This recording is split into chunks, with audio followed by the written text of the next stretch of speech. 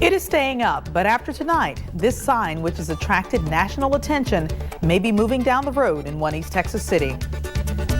They've gotten no answers in 8 weeks about their loved one's death, and now this East Texas family is taking action.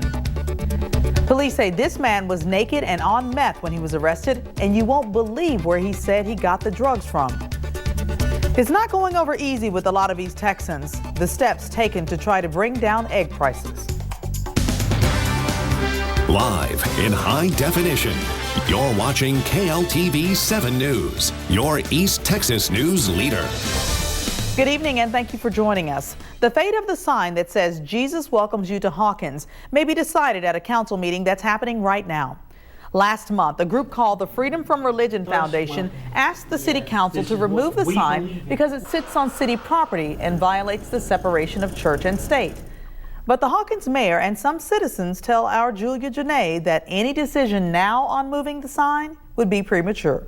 It's been over a month since the sign became the focal point of a clash between church and state separation and an overwhelmingly Christian community. But some residents say the controversy isn't good for their town. But this sign, the Jesus sign, is being used as an excuse to tear the town apart or to make the mayor do something that he doesn't want to do. When the sign was put up, it was voted for by the city council. If they did not want the sign there, they should have checked out all of the ramifications before they agreed to let it go up.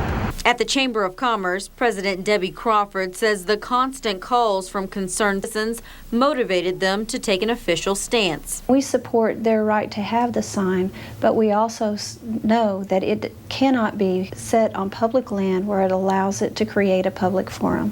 Though the Chamber can't decide what happens to the sign, Crawford says they want to see a speedy resolution. When you start putting messages that are of a religious nature on public land, then you open that door for whomever wishes to put such statements. Mayor Will Rogers, who asked for the sign to be erected in 2011 before he became mayor, wants more time. There's a lot of pieces here that have to be looked at. A certified survey ordered by City Council shows that the sign may actually be on private property.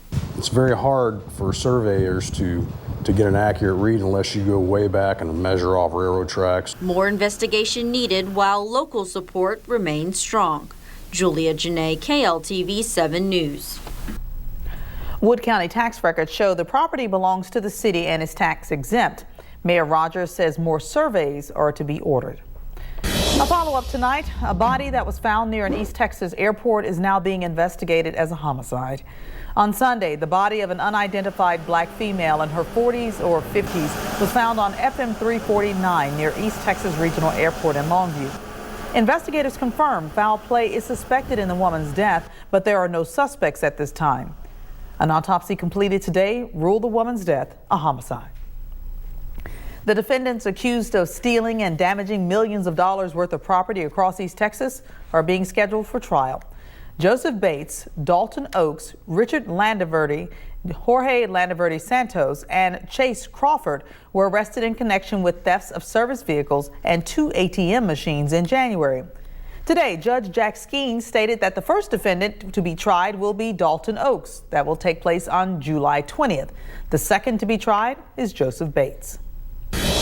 An update now. Police have identified the victim of a possible drowning. On Sunday afternoon, the body of Katie Dixon was recovered from Lake Akron near Jacksonville. As of now, authorities have not confirmed if Dixon died of drowning. His body has been sent for an autopsy. 2 children managed to escape a fire in their home. According to the Longview Fire Department, one of them started it while playing with a lighter. The fire started around 10:30 this morning in the 500 block of Evelyn Drive in Longview. When firefighters arrived, there were flames shooting out of a back window. There were people living in both sides of the duplex, but only one unit had people in it at the time of the fire. A neighbor was driving by when he saw flames. When I got out to try to go over there, that kitchen window right there just exploded. Glass went everywhere. So then the other guy from over there came over here and we tried to make sure that the kids was out of there. So I told him, I said, well, we can't open this door because it was hot. So we come around this back door here, and the patio door is open, so we've been down under the smoke and hollered in there, and nobody answered, but by the time we saw those kids over there. The children told authorities their mother was at work and they were waiting for their grandmother to pick them up. The fire was under control about 10 minutes after firefighters arrived and no one was injured. The Red County Sheriff's Office is asking for your help in solving the death of a Liberty City man. On May 20th, authorities found 24-year-old John Allen Franco inside a wrecked vehicle on Highway 135 and Smallwood Road. Investigators soon realized his death was not a car accident. KLTV 7's Erica Bazaldua met with Franco's family about their search for answers. That night she would just say, "Daddy, fall down, Daddy, fall down." John Allen Franco's family was notified on May 20th that he and his 2-year-old daughter were involved in an accident, leaving Franco dead. But when investigators arrived to the scene, they realized much more about his death. The next day we learned that it wasn't just an accident, it was, from a gunshot wound. Franco's aunt says this is nothing she would have ever expected to happen to her 24-year-old nephew. Alan, he was fun-loving. He had, he was an amazing friend to people. We're still in shock over it because we don't understand, why. We don't understand. 8 weeks without any leads on Franco's death, his family is taking matters into their own hands. We know somebody knows something, so we thought we'd make some flyers and where everybody can see, we're just not sitting back quietly. We're trying to do whatever we can, to get some help. Franco leaves behind 2 daughters in a tragedy the family cannot explain. It's hard, we try to stay strong for the babies and, his mom and, try to pick up the pieces. Pieces the Franco family hopes to find sooner than later. I wish I knew more, which is why we're doing this. And trying to get the word out there. Just people need to speak up, say something. Erica Bazaldua, KLTV 7 News. Franco's 2-year-old daughter, who was in the car at the time of his death, only suffered minor injuries from flying glass. This man is jailed after authorities say he led them on a chase, naked, high on meth. Nacogdoches County constables say around 10 this morning, someone spotted 31-year-old Oreen Rogers running naked through the woods on County Road 475. Deputies reportedly had to use a stun gun to subdue him. Authorities say after they arrested him, Rogers told them he was high on meth he had gotten from his mother. His mother, 52-year-old Sharina Sanchez of Lufkin, was arrested on a felony charge of possession of a controlled substance. They don't seem to be getting any cheaper by the dozen. A look at the frustrations over the rising cost of eggs. Next on KLTV 7, your East Texas news leader. And we continue to have a nice little breeze out there, and we're looking at the temperatures to kind of hold for the next couple of days, but then we'll start to see them rise just a little bit in that 7-day forecast. We'll tell you a little bit about that, plus our rain chances over the next few days in a few minutes. First, though, our Grant Flannery Neighborhood Weather Net stop at Pittsburgh Independent School District, where it got up to 90, but right now it's sitting at 89 degrees. We had a wind gust of 21. What about the next couple of days? Find out in a few minutes, folks. Stick around. Storm Tracker 7 Weather is sponsored by the Pamela Walters Real Estate Group. Any home, any price, all about you. Well, anytime you're in the proximity of the 4th of July weekend, you just think the temperatures are going to be just nasty and hot, and it's going to be humid, and there's going to be the afternoon thunderstorms and all that stuff. But it really hasn't been all that bad temperature-wise. We're pretty close to where we should be this time of year, temps-wise. And rain, we've had a lot here lately, especially over the past couple of months. And that's what's keeping the temperatures down. The moisture on the ground doesn't heat up as fast as a dry ground will, so the temperature's not too bad.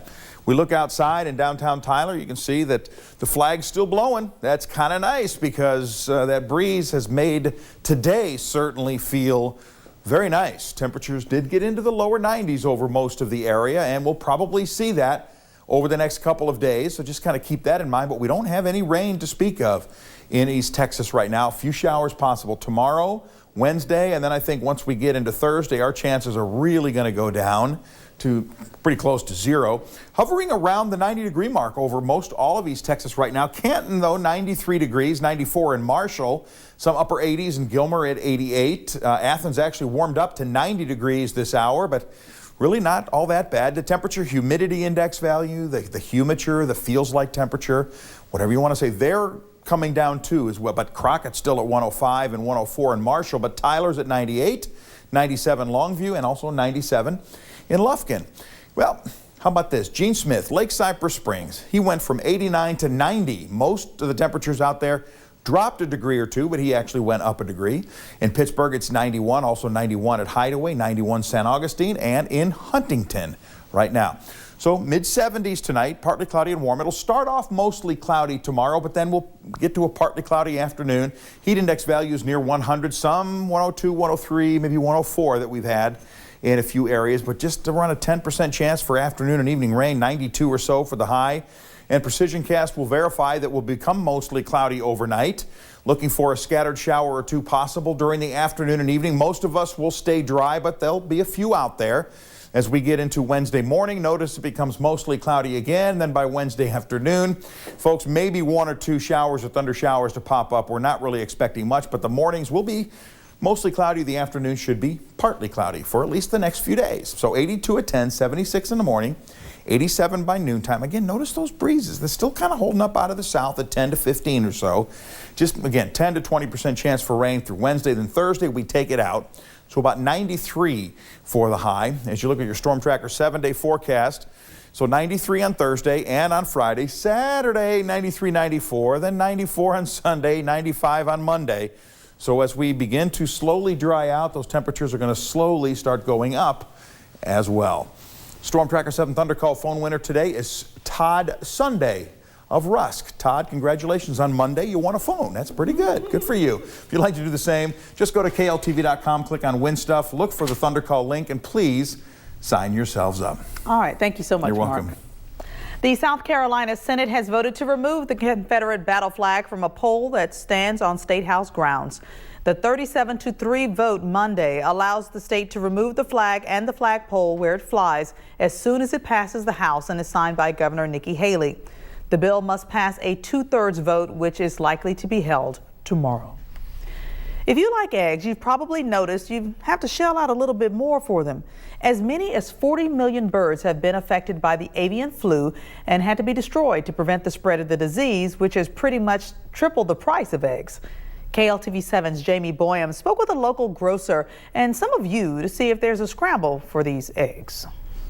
Well, to make an omelet, you have to break a few eggs. But I bet a lot of folks are thinking twice about how many they use, like Joe Shoebigger, who does some baking too. And you can get them on sale at times, and you'd buy 3 or 4 dozen at a time. But, you know, now we'll eat more cereal. At Skinner's Grocery and Market in Longview, they have eggs delivered twice a week. And in the past month or so, sometimes the price would rise on every delivery. They keep it as low as they can, but it is a business. Kathy Loy will not be deterred. I still say it's worth it.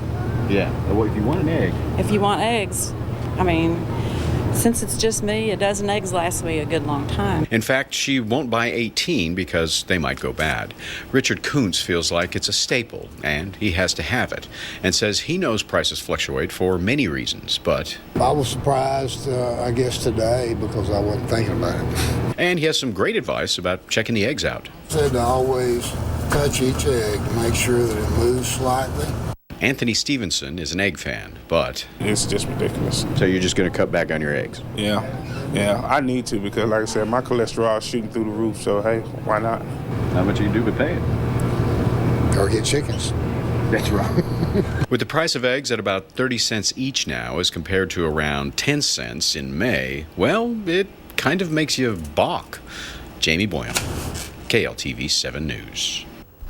Right now, many grocery stores are limiting the number of eggs you can buy until the supplies increase, which should bring about a drop in prices.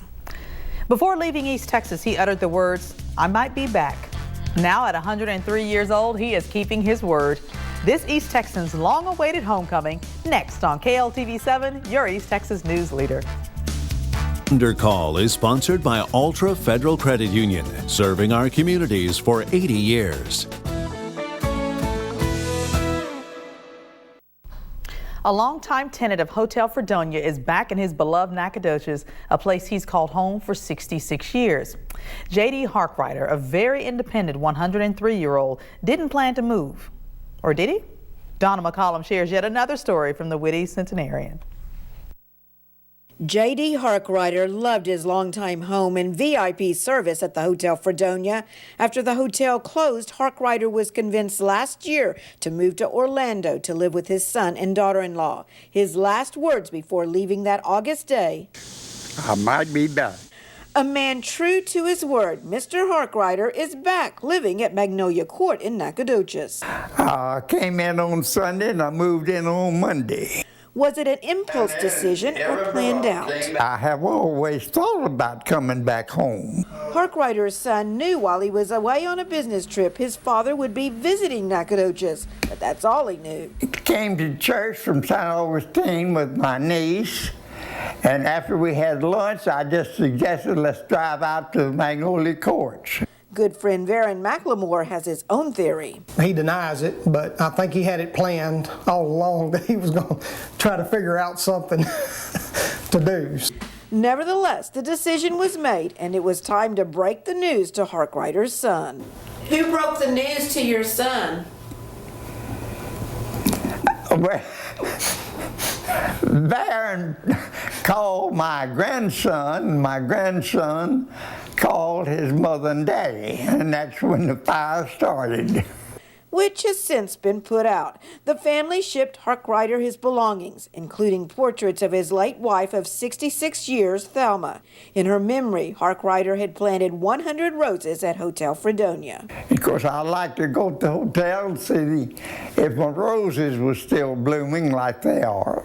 In addition, Harkrider walks 3 miles a day. He must be fit to visit Florida for the Atlanta Braves spring training. Mr. Harkrider is a slugger who can honestly say he's hit a home run. Donna McCollum, KLTV 7 News. Mr. Harkrider will celebrate his 104th birthday on October 24th. A party is planned, and he is already talking about easily coasting to 105. They can be a lifelong favorite even if they are not a symbol of health. But now the makers of Oreos are looking to change that. Oreo Slims or Thins next on KLTV 7, your East Texas news leader. Whether it's breaking news, reporting in northeastern Smith County, severe weather, high school football, or even some new recipes. So it's really simple. It's just going to go in the oven. KLTV's family of mobile apps has something for everyone.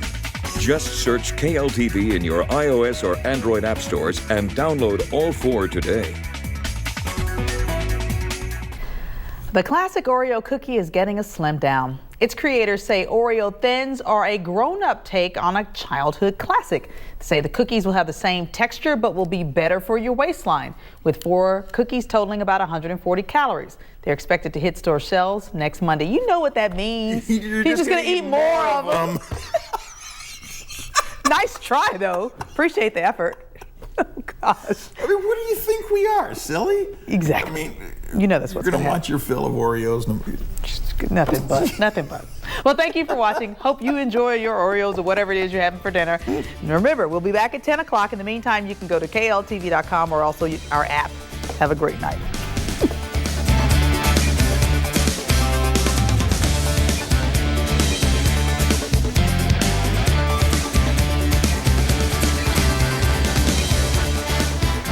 Let the news follow you. From exclusive web content to text and email alerts, get your news wherever you are.